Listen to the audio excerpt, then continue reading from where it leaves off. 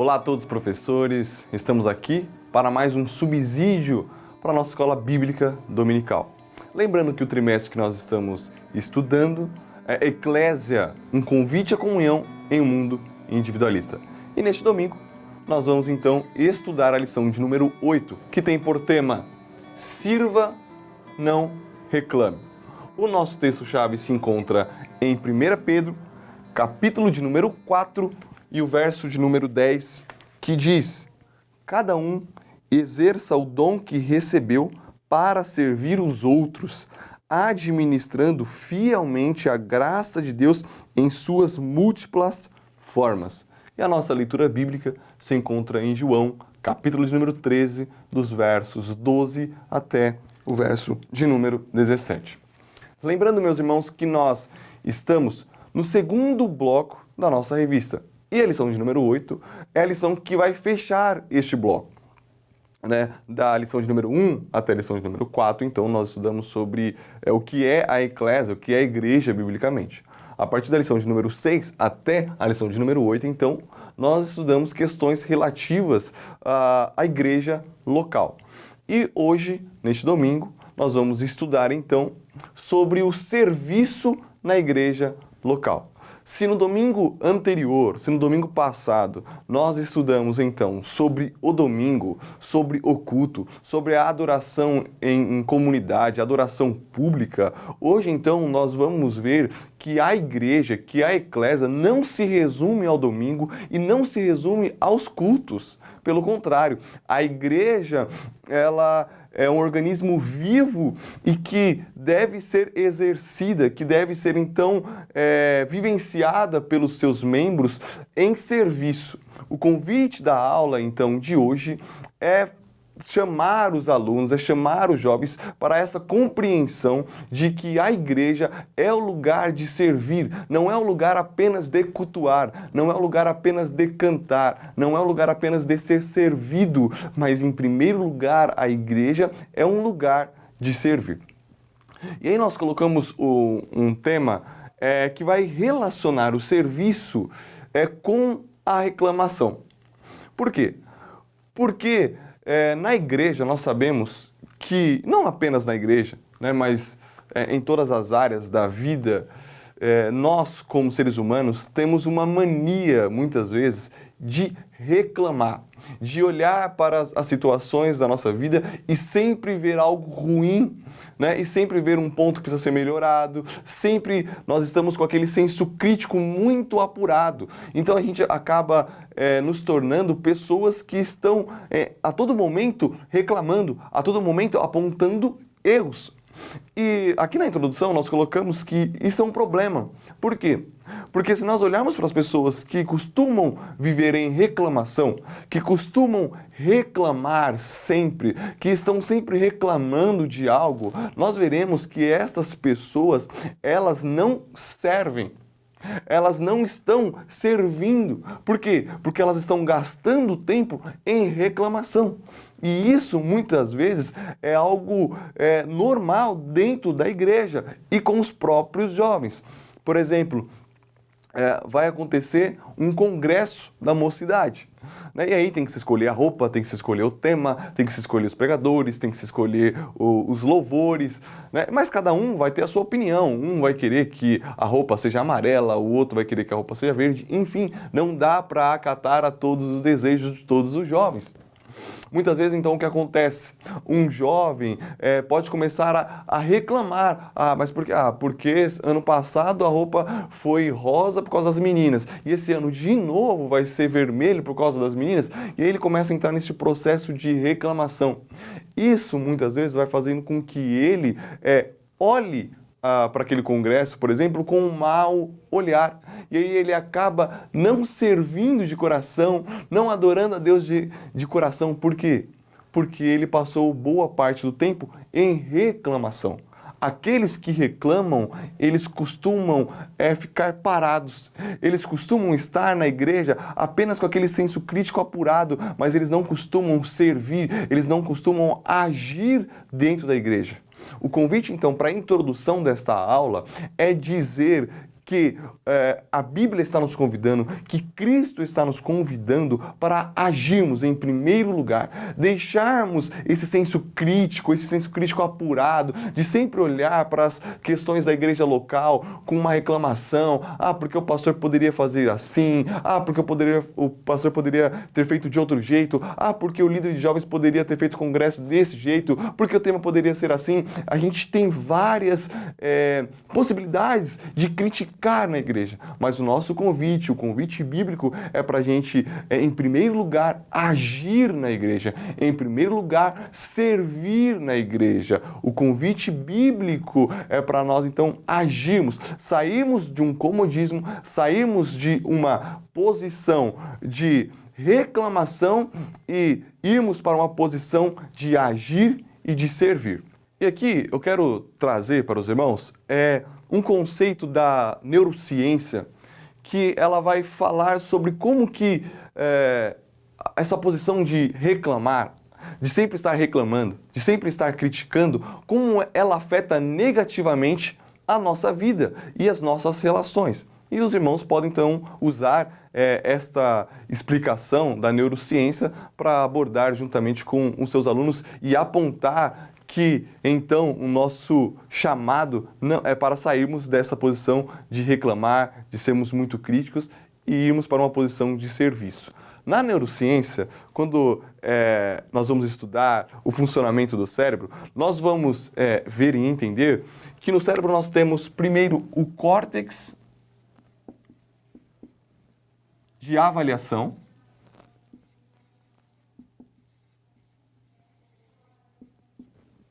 e nós temos também no cérebro o córtex emocional.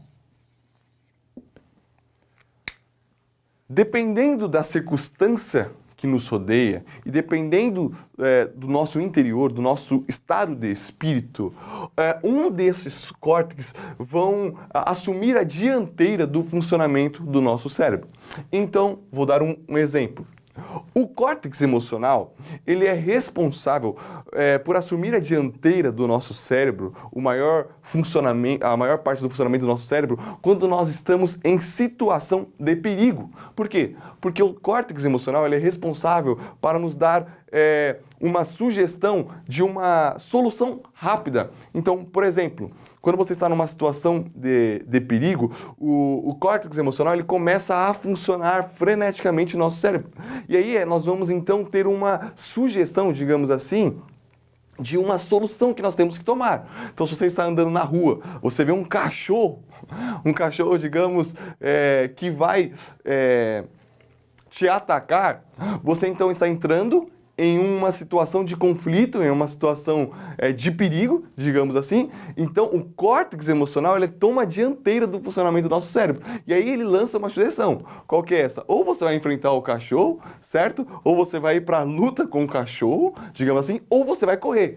Mas naquele momento, é um momento de uma tomada de decisão rápida. Você precisa tomar uma decisão rápida. Por quê? Porque você está em uma situação de perigo.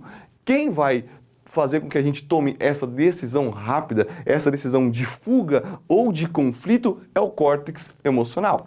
Agora, quando nós estamos em uma circunstância de paz, digamos assim, nós não estamos em uma situação de perigo, de conflito, de luta, o córtex de avaliação, então, ele toma a dianteira do funcionamento do nosso cérebro. Por quê?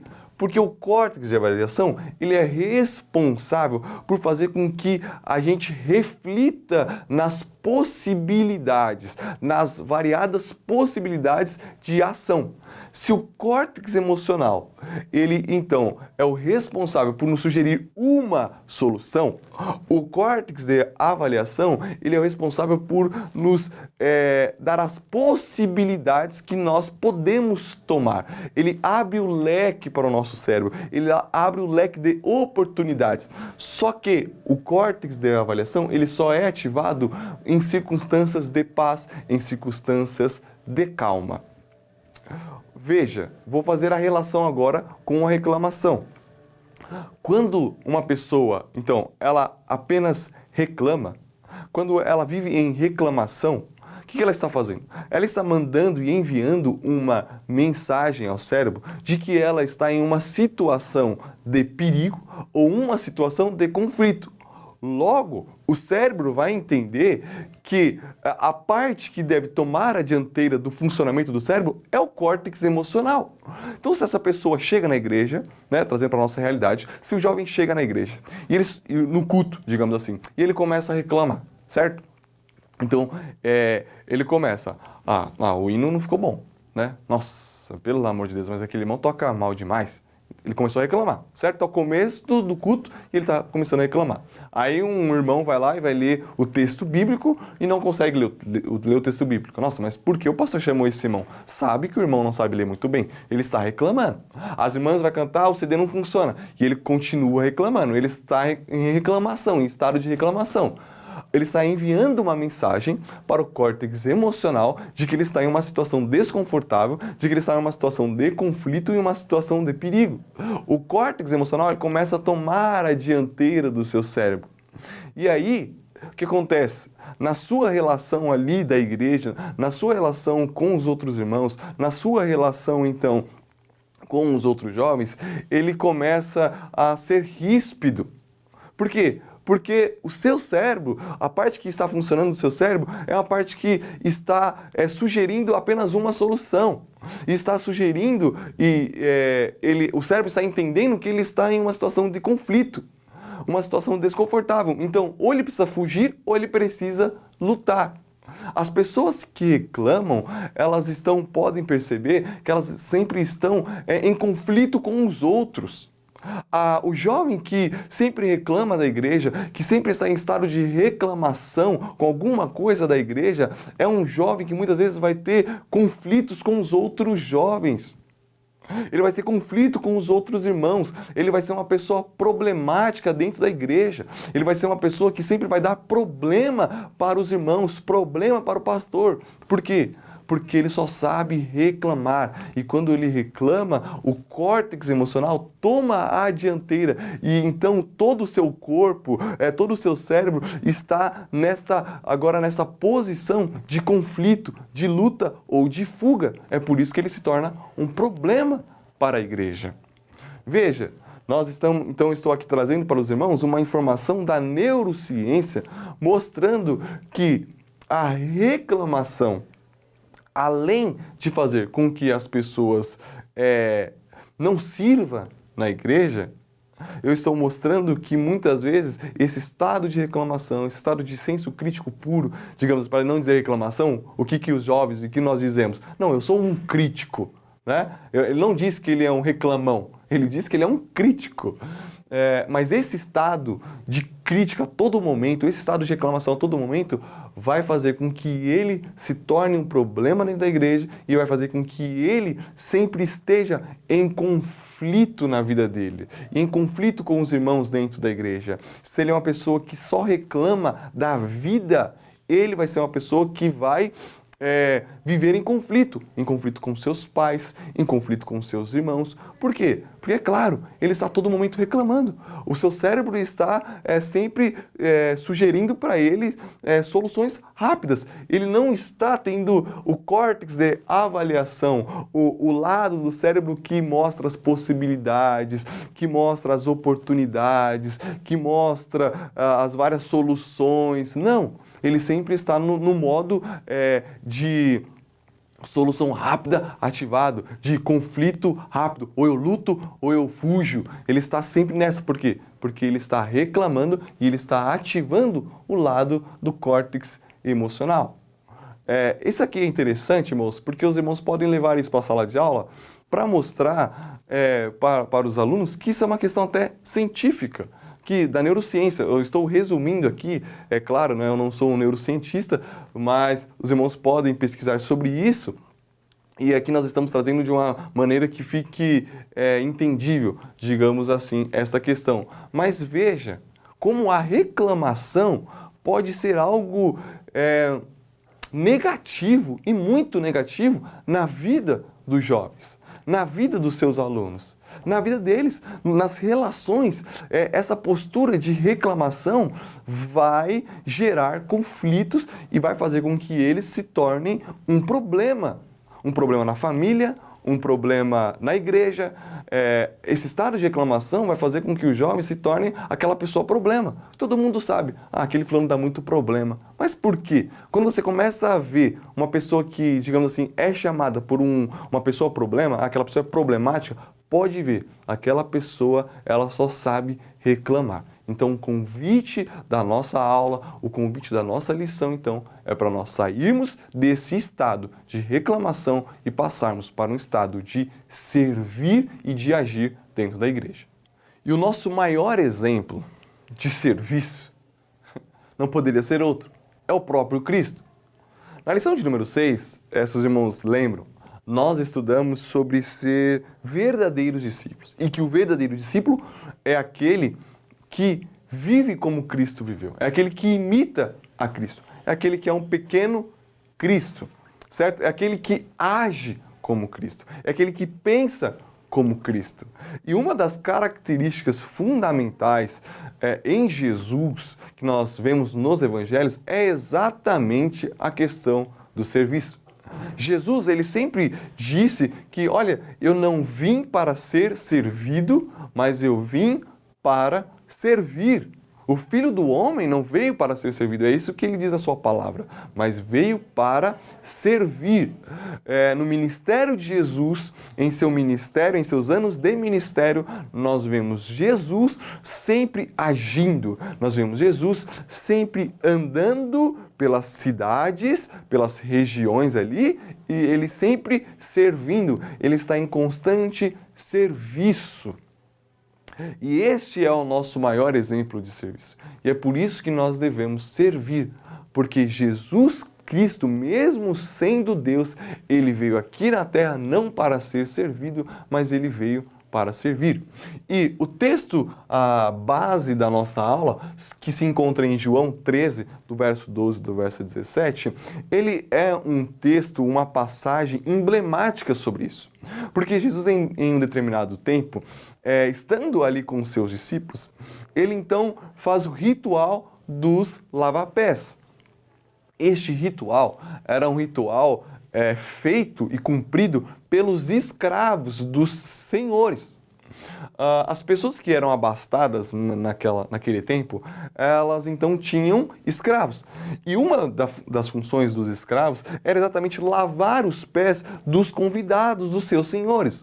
Quando os senhores convidavam para uma grande festa, então os escravos iam lá e lavavam os pés dos convidados. Era um ritual daquela época e uma função desempenhada pelos escravos.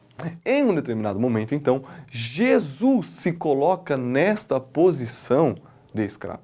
Jesus se coloca nesta posição de servir. Então, Jesus se ajoelha perante os pés dos seus discípulos e começa a lavar os pés de cada um dos seus discípulos.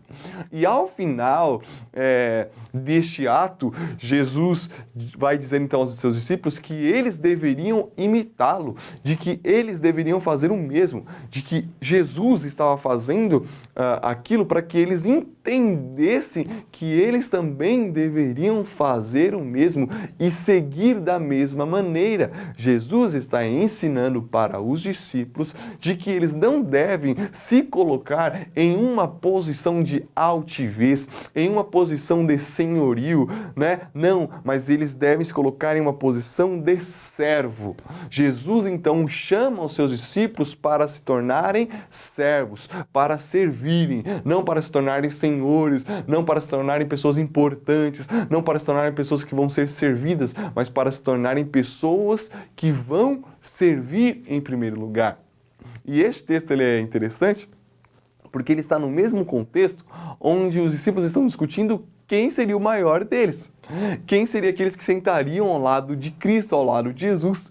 E esta situação, esta passagem está neste mesmo contexto. Ou seja, Jesus está dando uma resposta para os discípulos. Jesus está dizendo, olha, vocês estão pensando quem é o maior entre vocês, vocês estão pensando quem vai sentar perto de mim, no grande dia, enfim. Mas Não é isso que eu estou ensinando para vocês. O que eu estou ensinando para vocês, o que eu estou deixando como legado, é que vocês devem servir e se preocupar em servir uns aos outros. Vocês não devem se preocupar com quem vai ser maior do que quem, se vocês vão ser grandes ou não. Não, a preocupação de vocês deve ser a preocupação de servir as pessoas. É o próprio Jesus que nos faz o convite de servirmos uns aos outros. Agora, a questão que nós colocamos, então, é o que é servir? No tópico 2 da lição, então, nós vamos questionar sobre o que é o serviço. E eu vou dar, então, aqui na lição, algumas respostas, pelo menos 3 respostas do que é o serviço e do que é servir. Em primeiro lugar, então, nós colocamos que servir é um propósito. E aqui, então, nós trazemos à baila um autor chamado Viktor Frankl. Viktor Frankl, ele é um psicoterapeuta, né? E ele tem um livro chamado Em Busca de Sentido. A história do Viktor Frankl é uma história sensacional e uma história que nos traz muitas lições. Viktor Frankl, ele foi, então, levado até Auschwitz, até um campo de concentração, e por lá ficou alguns anos. E ele conseguiu sair de lá, conseguiu sobreviver. E aí, no campo de concentração, como ele sendo um psicanalista, ele foi percebendo algumas questões. E o que ele percebeu? Ele percebeu que ali eles estavam rodeados por fome, né? Eles passavam fome, todos aqueles prisioneiros passavam fome, eram castigados, viviam e estavam vivendo em uma situação desastrosa, eles não tinham dignidade humana, né? Era o pior cenário de vida, era o que eles estavam vivendo, era o que aqueles homens estavam vivendo, eram prisioneiros que eram castigados, né? E o que o Viktor Frankl percebeu foi que ele começou a olhar que haviam homens que mesmo diante de tanta violência, mesmo diante da fome, mesmo diante de uma vida, uma circunstância pesarosa, em uma circunstância, uma das piores circunstâncias de vida que alguém poderia viver, ele percebeu que alguns homens se manteve de pé, se manteve com a sua sanidade mental e se manteve com esperança. Por outro lado, houve homens que viveram a mesma coisa, que estavam vivendo na mesma situação, mas sucumbiram, a sua mente sucumbiu. Muitos, então, se suicidaram por causa daquela situação. Não aguentou aquela situação. E aí, Viktor Frankl, então, ele vai se questionar por que há essas diferenças de ação? Por que alguns homens conseguiram suportar? E por que outros homens, em meio àquela circunstância adversa, não conseguiu suportar? E uma das respostas, então, que ele obteve foi que as pessoas que tinham um sentido de vida, as pessoas que tinham um sentido da vida, elas conseguiam se manter de pé, mesmo naquela situação horrorosa. As pessoas, então, que tinham, ele vai dizer que tinham algo a servir. Aquelas pessoas que tinham, por exemplo, uma família, filhos novos, crianças recém-nascidas, que eram seus filhos. Essas pessoas, elas tinham um senso de serviço, elas tinham um senso de dever. Então, naquela circunstância adversa, aquele dever à sua família vinha em sua mente e então fortalecia esses homens a continuarem firmes mesmo naquela circunstância e mesmo naquela situação.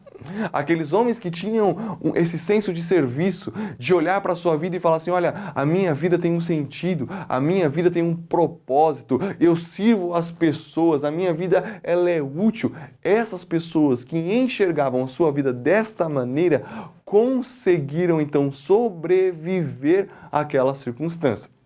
Mas os homens que não conseguiam perceber um sentido da sua vida, que não conseguiam perceber que eram úteis em algo, não conseguiram perceber que havia um serviço a qual eles deveriam desempenhar na terra, no mundo, esses homens então sucumbiram. Esses homens então sucumbiram. Nós trazemos então essa experiência do Viktor Frankl e esta proposta dele, que é uma proposta da psicologia, que é a logoterapia, então, a baila, para então ajudarmos os nossos jovens a entenderem que servir é um propósito. E quando nós servimos, então nós estamos dando um propósito e um sentido para a nossa vida. Quando nós não servimos, é claro que a nossa vida vai ficar sem sentido. É claro que a nossa vida eclesiástica, a vida na igreja, ela não vai ter sentido. É óbvio isso. Nós vamos olhar para nós dentro da igreja, os jovens que não servem, os jovens que não agem, os jovens que simplesmente vão à igreja, ficam sentados, ficam num comodismo. Eles, mais cedo ou mais tarde, eles vão olhar para aquela vida eclesiástica deles e eles não vão encontrar sentido. Eles não vão encontrar sentido em estar naquela congregação. Eles não vão encontrar sentido em servir a Deus naquela igreja. Por quê? Porque eles olham para a vida deles na igreja e não vê utilidade, e não vê propósito, e não vê sentido. Porque o que nos dá sentido, o que nos dá propósito para a nossa vida é o serviço. É quando nós estamos servindo, é quando nós servimos as pessoas, é que aí nós encontramos um propósito, é aí que nós encontramos um sentido. Quando eu sirvo na minha igreja, quando eu sirvo na congregação, eu estou dando então um propósito, eu estou trazendo um sentido para a congregação e para a minha vida na congregação. Por isso que, em primeiro lugar, o servir é um propósito. Servir é trazer um propósito. O servir, então, é aceitar as circunstâncias que nos rodeiam como ela deve ser, como ela é, certo? Então, servir na igreja local é você aceitar a sua igreja do jeito que ela é. Poderia ser muito melhor? Poderia ser milhões de vezes melhores. A gente pode saber disso. Só que isso não pode impedir o meu ato de agir na igreja e de servir a igreja. E quando eu sirvo, então, na igreja, quando o jovem serve na igreja, então ele vai começar a entrar em um caminho de propósito, em um caminho de sentido. A segunda coisa, então, é que o serviço e o servir é um fim. O servir não é o meio para se alcançar um fim. O servir é o próprio fim. Nós não servimos para alcançar algo. Na igreja, muitas vezes, nós temos uma má compreensão das funções e dos dons e dos ministérios. Por exemplo, vou dar um exemplo. Há uma má compreensão nos nossos dias sobre o ministério do diaconato. As pessoas, elas enxergam o diaconato como uma passagem para o presbitério. Mas isso está errado. Por quê? Porque tem irmãos que foram chamados para ser diáconos e apenas diáconos. Eles não foram chamados para se tornarem presbíteros ou pastores, mas eles foram chamados apenas para desempenharem o diaconato. Por quê? Porque o diaconato não é um meio para se tornar um presbítero. O diaconato é um ministério e é um fim. Só que nós estamos olhando o serviço nessa perspectiva, de que o serviço é um meio para se alcançar um fim. Então eu vou servir como um cooperador para depois eu me tornar um diácono, e aí eu vou servir como diácono para chegar até o presbitério, para depois servir como um presbítero para chegar a ser um pastor. Nós estamos olhando a igreja nesta pirâmide. Nós estamos olhando para a igreja como se ela fosse uma empresa, como nós fôssemos uma empresa para galgar posições, mas não é isso. Cooperador, ser cooperador é um chamado, e vai ter irmãos que vão ser chamados apenas para serem cooperadores, e graças a Deus por isso, glória a Deus por isso. Vai ter irmãos que foram chamados e que vão ser chamados apenas para desempenharem o diaconato.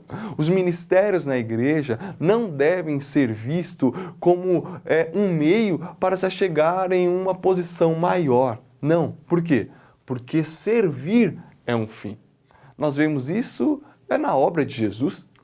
Jesus veio ao mundo e veio para servir. Mas o serviço de Jesus não foi um meio para ele alcançar alguma coisa. Pelo contrário, o serviço de Jesus foi um fim. Ele se deu por nós, mesmo não recebendo nada em troca. O que Jesus recebeu em troca do seu serviço, da sua obra?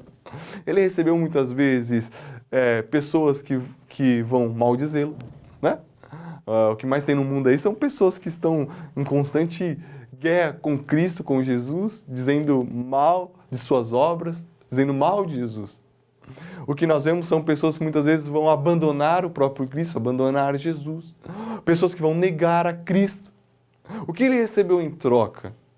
Ele recebeu muitas vezes desprezo. Em sua vida aqui na terra, o que ele recebeu? Ele recebeu morte. Ele recebeu desprezo. Ele recebeu violência. Mas Jesus não serviu para alcançar o meio. Jesus não veio aqui, olha, eu vou servir aos homens e eu vou servir no mundo para que as pessoas gostem de mim, para que eu possa ser levantado. E quando o povo queria levantar Jesus, quando o povo então queria fazer com que Jesus se tornasse alguém importante, o que Jesus fazia?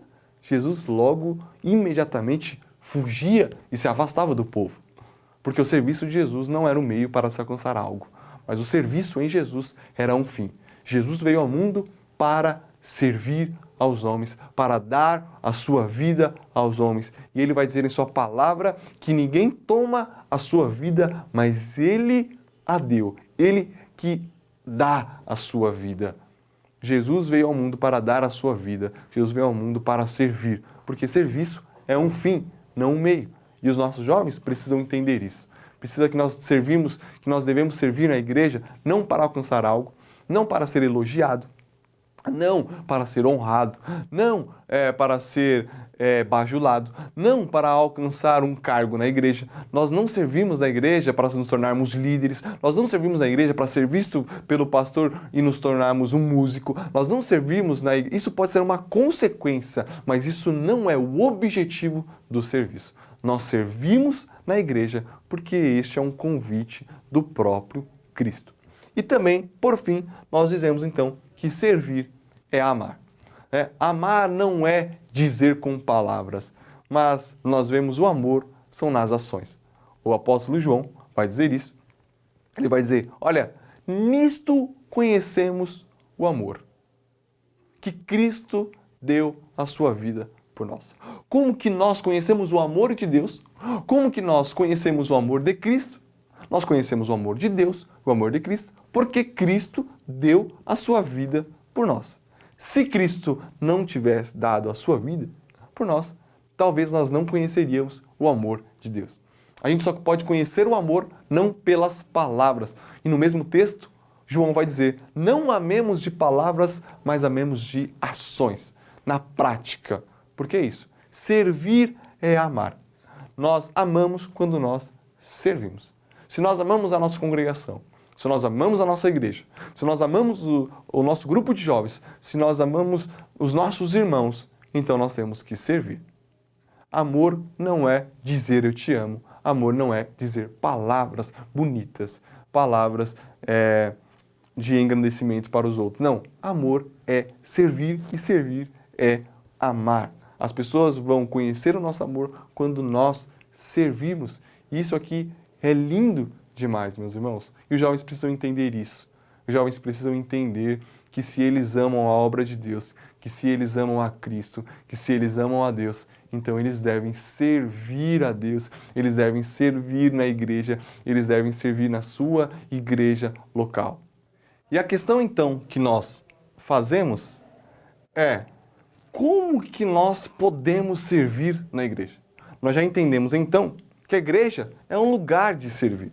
E que o convite de Cristo, o convite bíblico é para nós sairmos de uma posição de reclamação, para entrarmos em uma posição de agir na igreja, de servir na igreja. E aí a pergunta que nós nos colocamos, que se pode colocar, é de que forma nós podemos servir na igreja? De que forma os jovens podem servir na igreja?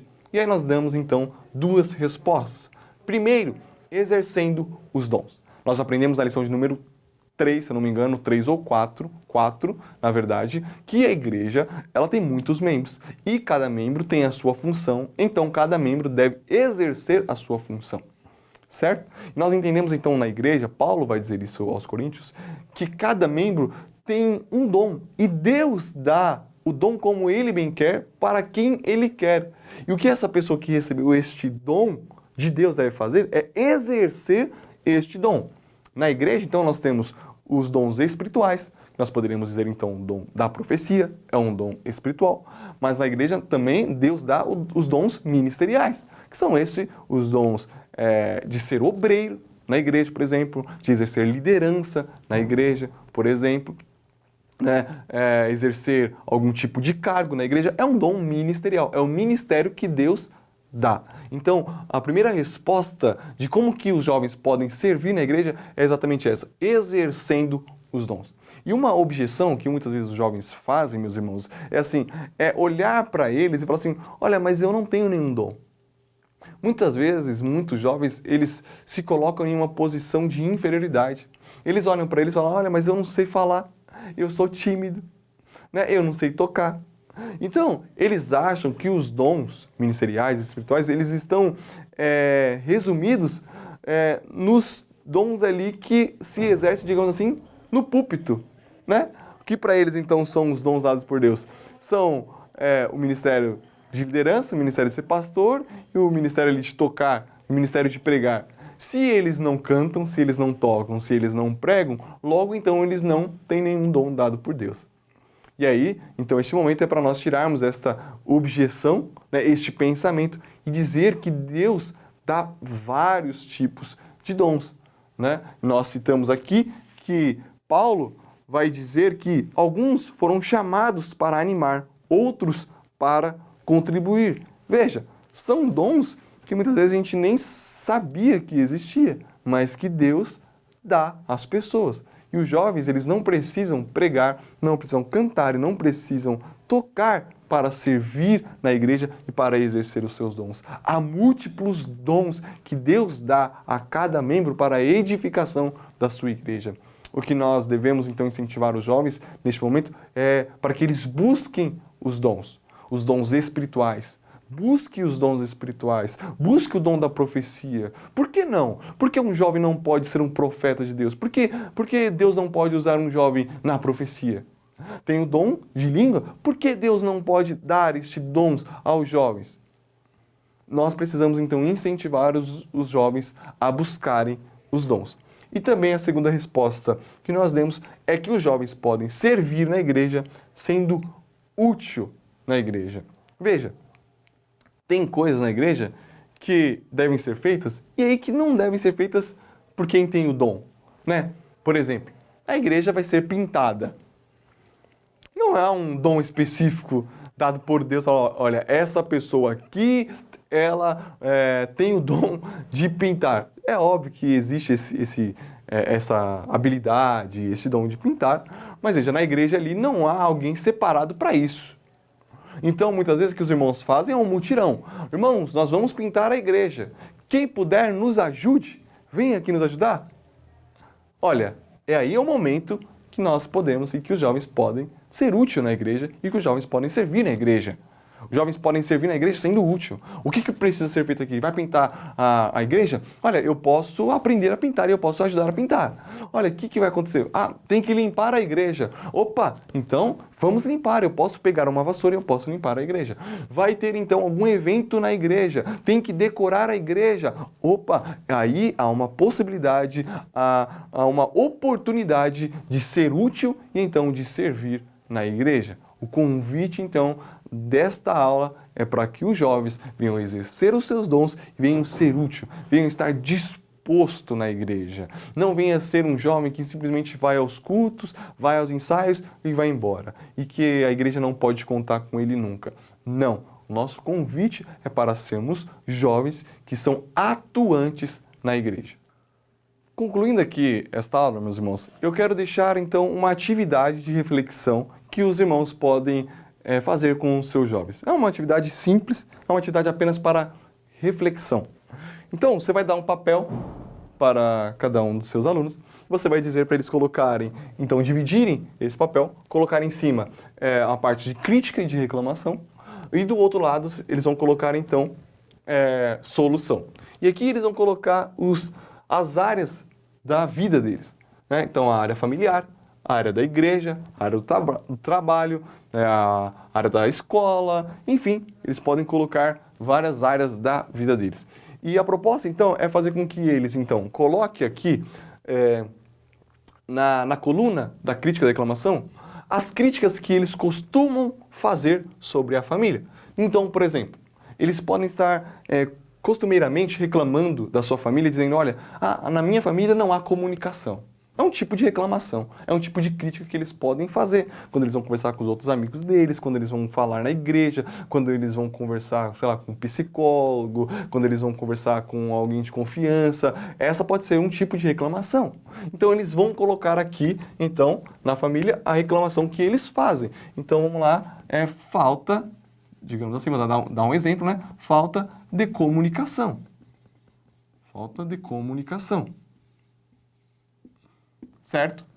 E aí, eles vão colocar também na igreja um outro tipo de crítica e um outro tipo de reclamação que eles fazem na igreja. Então, vão dar alguma crítica, né, na igreja. Como, por exemplo, algum irmão reclame do som da igreja.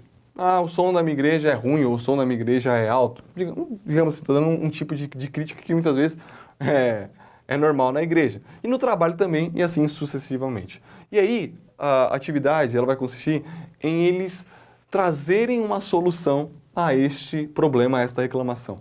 Mas essa solução é uma solução que eles têm que pensar assim, o que eu posso fazer para solucionar este problema? E esta reclamação e esta crítica. Então, família, se alguém colocou, na minha família há uma falta de comunicação. É isso que eu estou reclamando sempre. Eu estou sempre reclamando porque na minha casa nós não dialogamos, porque na minha casa não há conversa. Então, você vai falar para os alunos aqui, então, qual é a solução que você poderia dar para esta situação? Ele vai pensar, ele vai falar assim, olha, se há falta de comunicação na minha casa, se há falta de conversa na minha casa, o que eu poderia fazer para tentar solucionar este problema e esta minha reclamação, então, seria puxar assunto. Óbvio. Então, o que eu posso fazer para melhorar isso, a falta de comunicação na minha família? É puxar assunto dentro de casa. Na igreja, por exemplo, olha, o som está alto. É um tipo de reclamação. Aí você vai dizer, então, o que você pode fazer para solucionar este problema da sua igreja? O jovem ele pode pensar, olha, eu poderia ou dar uma oferta para melhorar o som, para comprar microfones novos, é uma solução que ele poderia dar. Ou ele poderia muitas vezes também falar com o sonoplasta da igreja, falar, ô irmão, talvez o som da igreja está um pouquinho alto. Certo? É um tipo de solução. Este papel eles não vão ler para ninguém, não é para ser lido dentro de sala de aula, é um papel particular que cada um deve depois levar para sua casa. O intuito, então, desta atividade de reflexão é fazer com que eles percebam que muitas vezes nós reclamamos, mas nós não agimos. E que muitas vezes a solução para o problema e para a nossa crítica nós mesmos poderíamos trazer. Então, fica aí esta atividade de reflexão para os irmãos fazerem com os seus jovens. Bom, meus irmãos, assim então, nós chegamos ao fim de mais um subsídio e eu quero aqui agradecer toda a sua atenção e eu peço a Deus e oro a Deus para que a nossa aula possa edificar a vida dos nossos jovens e que a partir desta aula, a partir deste domingo, os nossos jovens venham ter consciência de que é necessário servir e de que, na verdade, servir na igreja, agir na igreja é um dom dado por Deus, é uma oportunidade dada por Deus e que nós não devemos deixar esta oportunidade passar. Que Deus continue te abençoando, em nome de Jesus.